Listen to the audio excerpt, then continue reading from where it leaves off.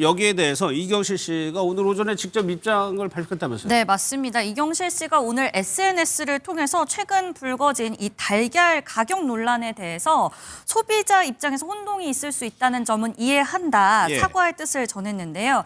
대신 이 논쟁은 가격에서 출발을 했지만 난각번호가 달걀 품질을 의미하는 건 아니다라면서 자신의 달걀이 난각번호는 4번이지만 품질은 시중 1등급 기준인 72호 유니트보다 약 47% 더 신선한 수치라고 해명을 했습니다. 예. 이번 일을 계기로 소비자 기준과 생산자 기준이 얼마나 다르게 존재하는지 알게 됐다며 마음까지 헤아리지 못해 죄송하다고 직접 SNS에 글을 올리면서 입장을 밝혔습니다. 예. 이경실 씨 주장은 그건 것 같아요. 난각번호가 비록 4번이긴 하지만 품질은 좋다. 이런 취지인 것 같습니다. 그렇습니다. 이경실 씨 같은 경우에는 높은 가격을 유지하는 이유가 실제적으로 뭐 사육 환경이 아니라고 하고요. 뭐냐면은 원료와 관리 방식이 차이라면서 4번 농장이라 하더라도 실제적으로 좋을 수 있다고 밝혔는데요. 자신의 농장에서는 아마 이제 강황이라든지 동충 하초 등 고가 원료를 아마 공급하는 것 같습니다. 그리고 질병이 걸리니까 관리에 투여하는 비용도 상당하다고 주장했는데요. 예. 지금 무슨 말이냐면 자신이 관리하는 달걀 같은 경우에는 고가라 하더라도 그만한 가치가 있다라고 주장을 한 것이죠. 예. 그러다 보니까 이제 이경실 씨가 SNS에 이제 뭐 비판적인 글이 올라오면 여기에 또 일일이 적극적으로 댓글을 달았다면서요? 네, 맞습니다. 이 해명글이 올라오자마자 누리꾼들이 굉장히 많은 댓글을 달고 있는데요. 예. 이경실 씨가 이 댓글 하나하나에 대댓글을 달면서 자신의 입장을 계속해서 표명하고 있습니다. 품질이 좋다고 하니 물어뜯기는 그만하자. 이제 이경실 씨를 옹호하는 댓글에 대해서는 고맙습니다라고 감사를 전하기도 했고요. 대중들은 동물 복지를 중요하게 생각한다. A4 용지보다 작은 곳에서 생활하는 닭들이 낳은 알을 누가 먹고 싶어 하겠나 등 이경실 씨의 입장에 대해서 반대하는 댓글에 대해선 충분히 이해한다면서도 저희는 그런 상황에서도 최선을 다하고 있고 예. 선택은 소비자의 몫이다라고 해명하기도 했습니다. 예, 저 댓글 중에 이제 조혜련 씨 관련한 글도 있죠. 그래서 이제 좀 커졌다는 시각도 있었는데 이 부분에 대해서도 언급을 했더라고요. 그렇습니다. 그 부분에 대해서 이경실 씨가 언급을 했는데요. 그 댓글에 뭐라 하게 됐냐면 조혜련 씨 때문에 이경실 속 터지네. 이렇게 이 조혜련 씨를 향한 비난의 댓글이 많이 달아졌습니다. 그런데도 예. 불구하고 이경실 씨는 본인이 먹어보고 맛있다고 하는데 무슨 문제가 있냐. 그리고 또 좋은 걸 좋다고 얘기하는데 조혜련 씨에게 오히려 고맙다. 이런 입장을 밝히기도 했고요. 예. 조혜련 씨가 의도치 않게 달걀 논란에 불을 지폈지만은 그래도 이경실 씨 같은 경우에는 조혜련 씨를 끝까지 감싸는 모습을 보였기 때문에 두 사람의 의존이 끈끈한 것을 보여주고 있습니다. 이렇게 적극적으로 해명한 결과 그러면 소비자들의 마음을 돌릴 수가 있는 것이냐? 현재로서는 좀 어떻게 보여요?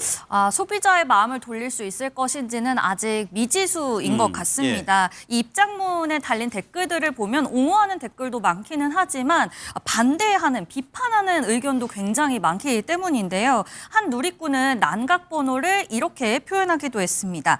1번은 전원주택, 2번은 아파트 합숙, 예. 3번은 빌라 원룸, 4번은 고시원이다. 이경실 씨가 닭을 키우고 있는 곳은 고시원이라고 강하게 비판했는데요. 이 댓글에 대해서 어떤 누리꾼이 대댓글로 고시원도 아니다, 뒤주다라고 한술 더 뜨는 모습이 보이기도 했습니다.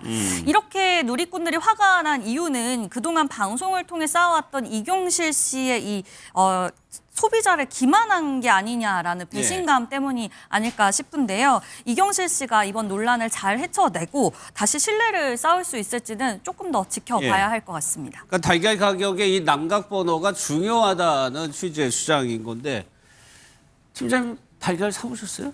저는 사실은 달걀 사는 게 아니고 네. 저희 집사람이 달걀을 고르면은 배달만 하기 때문에 난각번호가 모르시죠? 그렇죠. 난각번호가 중요하다고 생각 안 했었는데 근데 이건 있습니다. 네. 저희 집사람 같은 경우에도 좋은 달걀을 사거든요. 그러니까 아내가 고르는 걸 믿고 먹습니다. 난각번호하고는 상관없이. 상관없이요. 알겠습니다.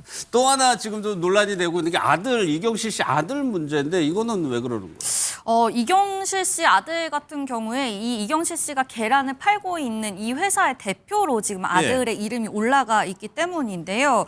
이경실 씨가 생활고에 시달린다고 종종 방송에 나와서 호소했던 이 아들을 도와주려고 한 게 아닌가 하는 추측이 이어지고 있습니다. 예. 이 아들 같은 경우에는 방송에 나와서 2021년 비연예인 여자친구와 혼전 임신 소식을 발표하고 아들을 낳았다. 그 이후에 돈을 벌기 위해 오토바이 배달은 물론 옷 배송 등 여러 가지 일을 하다가 지난해 1월 모두 그만뒀다고 밝히면서 생활고를 고백한 적이 있는데요. 이경실 씨 같은 경우에는 아들이 4살 때 이혼을 함으로써 이제 아들만 생각해도 손 한 켠이 아리다 라면서 당시에 먹먹함을 자아내기도 했는데 예. 이경실 씨가 아들의 형편을 조금이라도 도와주기 위해서 대표직을 맡긴 게 아닌가 하는 추측이 이어지고 있습니다. 그리고 오늘 이 손보승 씨, 아들 손보승 씨의 영리 활동과 관련해서도 예. 억울한 신경을 이제 전하면서 진심을 전했는데요. 예. 나중을 위해 아들이 군대 가기 전에 대표로 등록을 해놓은 거긴 하지만 지금 이 달걀과 이 손보승 씨와는 전혀 상관없는 일이다라고 지금 언론과의 통화에서 해명을 했습니다. 그러니까 논란의 쟁점 중에 하나가 군 복무 중에 뭐 이런 영리 활동을 해도 되는 거 아니야 부분인데. 그게 문제인데요. 예. 아시다시피 이경실 씨 아들 손모 씨는 지난 6월에 군복무가 갔습니다. 상근 예비역이기 때문에 군인 신분입니다. 그런데 군인 기본법을 보면 그 겸직이나 영리 금지를 못하게 돼 있거든요. 그러다 보니까 영리 행위를 한다든지 겸직을 하게 되면은 실제적으로 징계 처분이나 처벌받을 수 있기 때문에 실제상 이렇게 견직하는 거 아니면 영리 행위를 하는 것은 불법으로 볼 수 있기 때문에 아마 이번 기회에 대표를 좀 바꿔야 되지 않나 그런 생각이 듭니다. 군법에 그런 게 있네요. 예, 그렇습니다. 있습니다. 예. 알겠습니다. 이 논란이 뭐 마무리